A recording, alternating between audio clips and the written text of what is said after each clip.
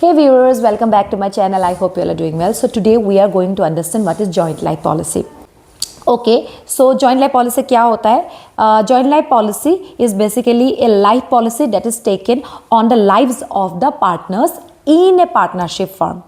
हम अकाउंटेंसी की बात कर रही है आज, ठीक है।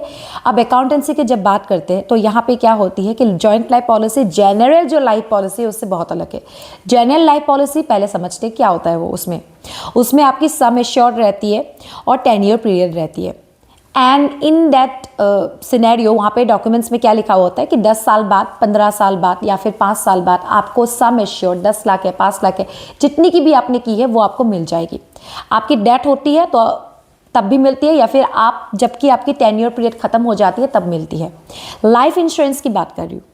अब लाइफ इंश्योरेंस से बहुत अलग है जॉइंट लाइफ पॉलिसी जो पार्टनरशिप फर्म में हम पढ़ते हैं, है ना।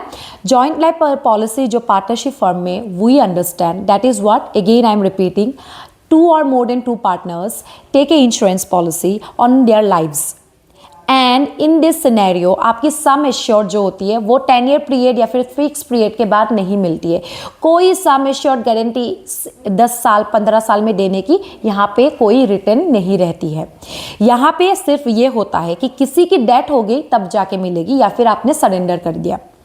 अब जैसे कि एग्जाम्पल है A B C are partners, ठीक है, उन्होंने जॉइंट लाइफ पॉलिसी ली है। A have demised, then they will get the sum assured. Suppose sum assured was 5 lakh rupees, premium paid was 1 lakh rupees. अब डिफरेंस कितनी हुई? 1 लाख तो उन्होंने पे किए हुए हैं, ठीक है, वो तो एक उनकी कॉस्ट हो गई। तो उसके बाद जो 5 लाख मिला उससे डिफरेंस आपका कितना मिला? 4 लाख उनकी प्रॉफिट हुई। तो जो 4 लाख प्रॉफिट हुई वो क्या होगी? आपकी बी सी ए डिमाइज होगी उनकी नॉमिनी, उनमें क्या हो जाएगी? डिस्ट्रीब्यूट हो जाएगी as per their profit sharing ratio. Okay, अब आपको समझ आ गया। और सरेंडर वैल्यू भी है एक जॉइंट लाइफ पॉलिसी में जिसकी भी जर्नल एंट्रीज बनती है। ये तो हम प्रैक्टिकली सीखेंगे, मैं जस्ट आपको नटशेल में मीनिंग समझा रही हूँ आज। तो सरेंडर वैल्यू क्या होगी? आप कोई भी डेथ नहीं हो रही है पार्टनर्स में, बट उन्होंने बोला कि यार हमसे नहीं हो पा रहा है, हमारी ना लॉसेस हो रही है या फिर हम नहीं झेल पा रहे इस प्रीमियम को, तो क्या करते हैं वो लोग? सरेंडर कर देते हैं। उस केस में मोस्टली लॉस होती है या फिर प्रॉफिट भी हुई तो accordingly that will be distributed among the partners without getting the sum assured. I hope you are clear about the difference now. For more such informative videos, do not forget to like, subscribe and share. Have a great day ahead. Bye-bye. See you soon.